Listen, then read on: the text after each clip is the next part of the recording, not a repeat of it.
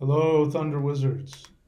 So, I want to revisit the concept of the student teacher relationship. It's always good to come and talk about this on a regular basis. And it's it's really important to understand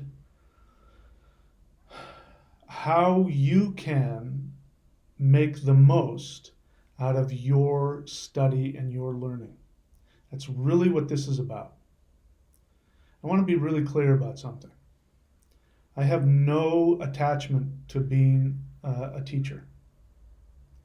I have no personal attachment or need to have students or apprentices. I don't. I I wouldn't spend any time. I wouldn't think twice if I didn't have any students. I do this because it's my job and because this is part of my sole purpose. This is being a teacher for me is my way of giving back to all of my teachers as well as to all of the ascended masters that have guided me and helped me.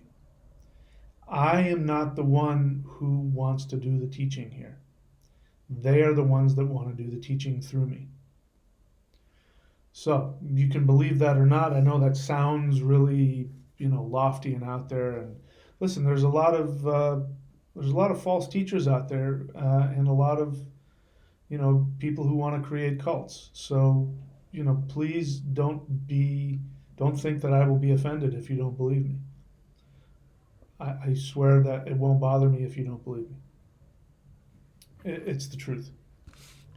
So I say that to you because what I'm about to share with you is going to maybe rub some people the wrong way. It might be challenging for some people to hear. But understand that what I'm going to be sharing with you is information that, in my estimation, is going to be the most helpful for you to learn, not just from me, but from any teacher. So I'm a modern person. I don't, buy into the whole idea that there are divine guru god men out there who are fully enlightened and they come and they've just incarnated and they're barely in their body and they're here and we touch their feet and I don't buy into that. I never have. There has never been one teacher that I've had who wasn't human, who didn't have major issues that they were going through as a human being. And some of the most powerful teachers who had crazy powers and abilities were the most destructive, immature, unevolved people I've ever met. And that was a big lesson for me. And what I've come to find out is that if anybody is in the flesh, they are a human being and they are imperfect. So bear in mind that as I lay that foundation, now let me explain to you how you can most benefit from a student teacher relationship. Um, so, the teacher, a true teacher, is a symbol. And the reason why people get confused about worshiping their teacher and understanding the true teacher-student relationship is because of this, and this is part of their training. A true teacher is going to want to lead their student to a point where the student goes through a crisis. And the crisis is that they don't know how to classify their teacher. They will become aware of their, on the one hand, their love and adoration and wanting to worship the teacher. And at the same time, they will become aware that their teacher is flawed. And what will happen is at some point during their training with their teacher, they will become angry and resentful towards their teacher and they will want to leave. And part of it is that they will feel that they have been manipulated and lied to. And they will also come to the realization that they feel disillusioned and they're angry. They feel that their teacher has let them down because they will find out that their teacher is not what they thought, that the teacher is just human. This has to happen. Any teacher who allows themselves to be seen as divine or enlightened, or allows their students to promote them as being enlightened or, perfected, those teachers are guilty of a major sin. I don't use that word lightly, because I don't believe in sin. But this is probably one of the worst things a teacher can ever do karmically, because it thwarts and damages the student beyond. It's very bad. Having said that, there is a balance. So when we look at traditional teacher-student relationships, specifically like when we look at the East Indian model of the guru, and in China, perhaps even in Japan with the sensei, but with the sifu in China, there is a very strict student-teacher code. If you go to China and you want to learn from a teacher, and let's say you want to spend time and talk and ask the teacher a question, you're going to have to show up with a red envelope full of money. Now, you may think, well, that's because the teacher is, wants a lot of money and all that. Maybe they do, maybe they don't.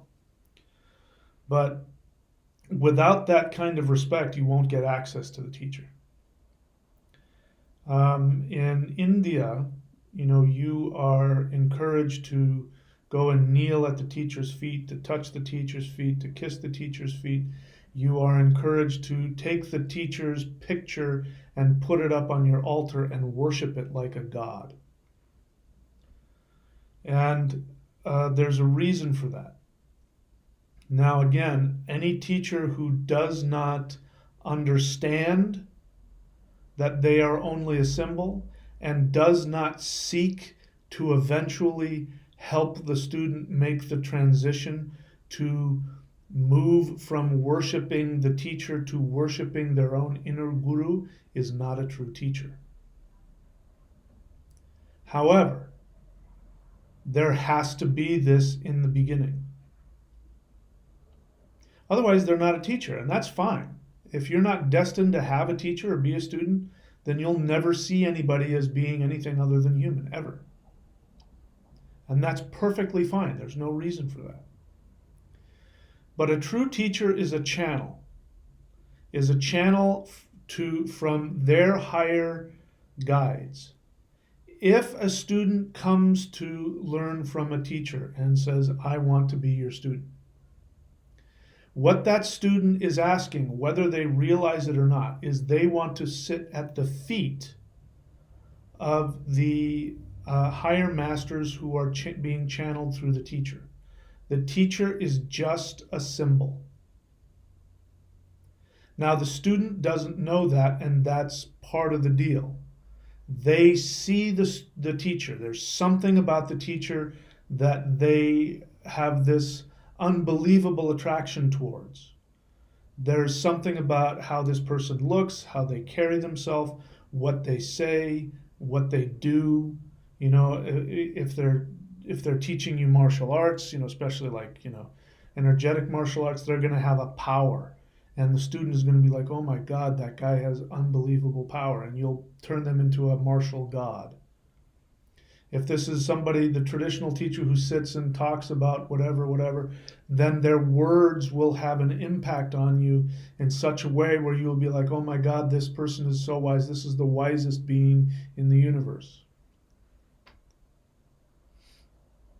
And you will see them as being unattainable, like their power is unattainable. I mean, there's a sliding scale, so you may not fall in this. This is an extreme example. But if you have a karmic destiny with a teacher, there is going to be this irresistible pull towards them. You may fall in love with them. You may want them in your life. You may want to be friends with them. This is all a sign that you have been karmically called to work with their higher masters. And it is that they are merely the channel. There is, in Yogi Bhajan's Kundalini Yoga, he has the teacher's oath, which is actually quite brilliant. I'm not, Yogi Bhajan did some things I'm not too thrilled with, but this oath was a brilliant oath. And the oath that the teachers take are, I am not a man, I am not a woman, I am not myself, I am a teacher. And that means that while they are in working with their teachers, while they are working with their students, Freudian slip, they're working with their teachers actually. When they're working with their students, what he's saying is that you must have a professional relationship with them.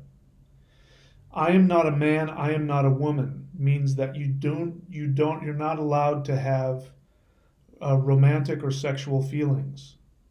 Well, you're allowed to have them, but you're not allowed to act on them, nor are you allowed to bring them into your relationship. The student, on the other hand, can have any feelings that they want, and the student should be free and safe to have them. In other words, the student should have the freedom to say, if I was working with a female teacher, I should have the freedom to say, I'm in love with you, I want to marry you. If that woman is a true teacher, she will say, I understand. And you should have those feelings, and I encourage you to experience them and to talk with me about them. I am your teacher. My teacher had a brilliant response. I watched this in action.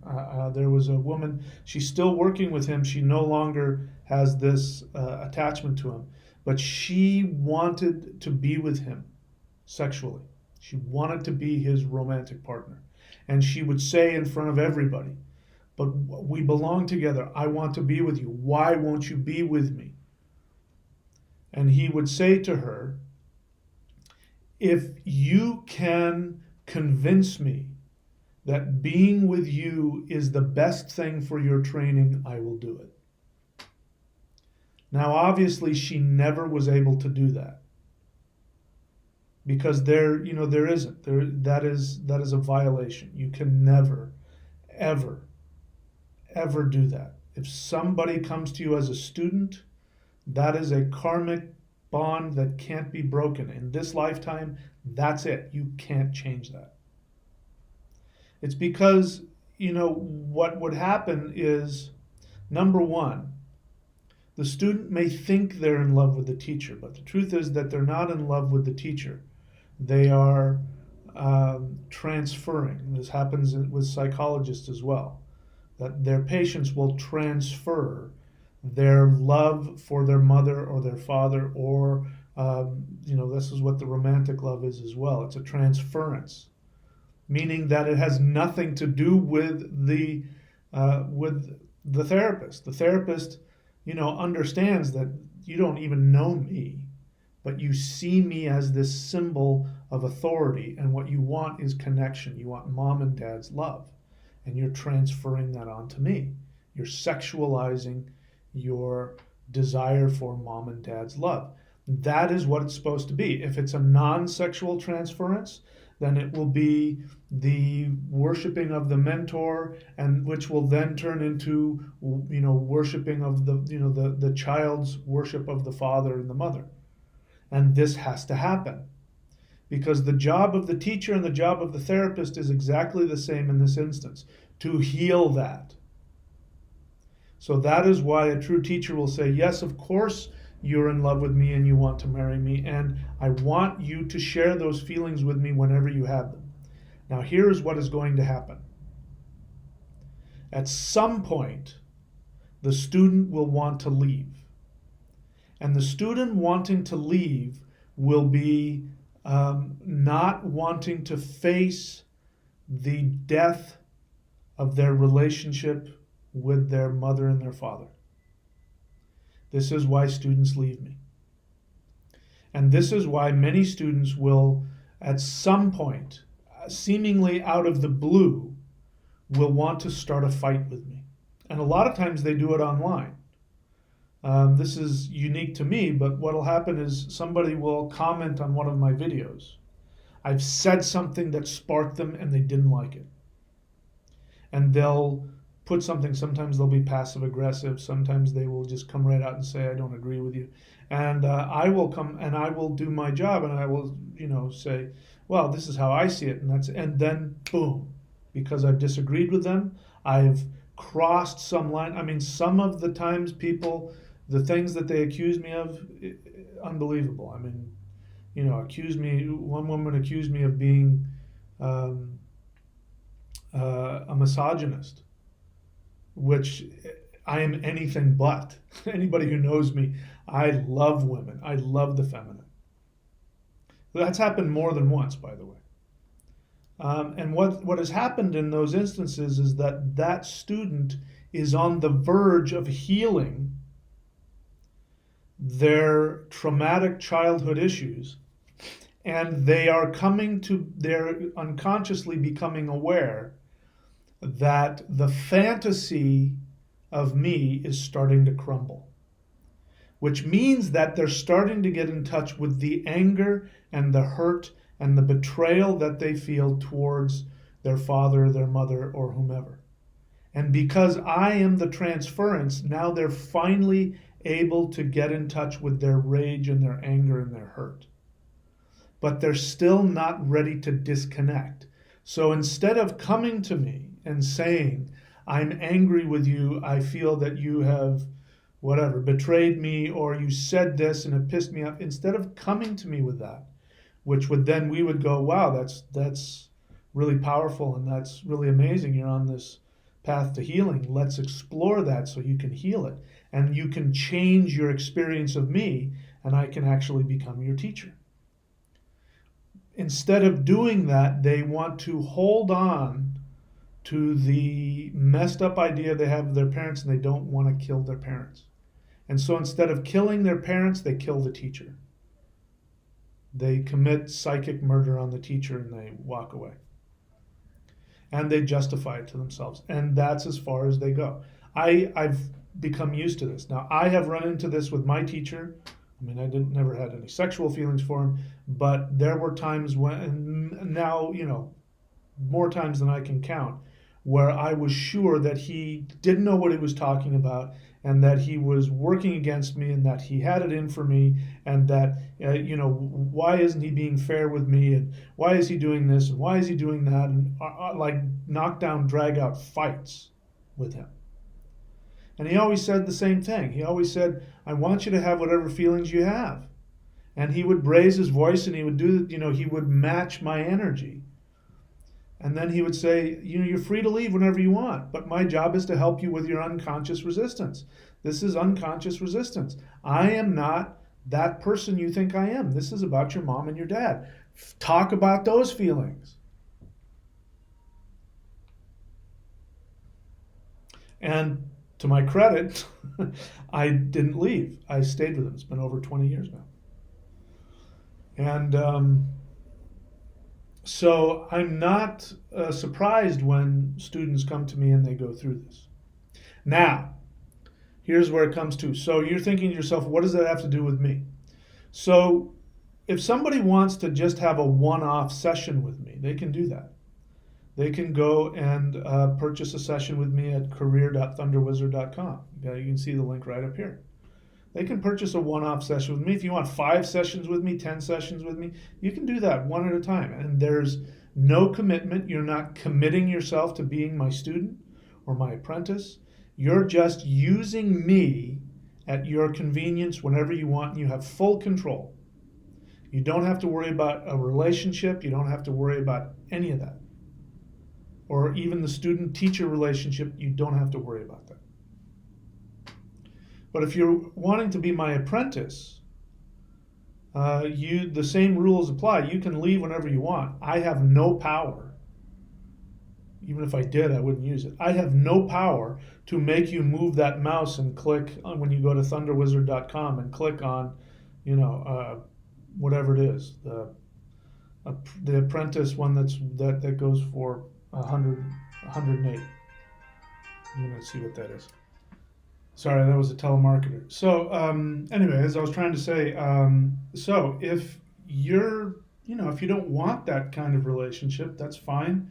You can just go to career.thunderwizard.com and get as few or as many sessions as you want from me and not have to worry about the relationship. Um, if you decide you want to be an apprentice, you still have the right to leave whenever you want, as I said, but understand that it's designed for people who want long-term um, study with me, and it means that we're creating a two-way relationship, which means that, yeah, if you want to leave, we talk about it, and if for some reason I decide I don't want to teach you anymore, which has never happened, then I tell you about it, and then we talk about it and see if we can come to an understanding about what is best for you. Okay, so those are just some of my thoughts about the student-teacher relationship, and I thought I'd bring that up again and help you understand that. And if anything else, listen, don't ever let any teacher tell you that they are anything other than just human. And if you do decide to have that very special relationship, then it should be somebody that you trust.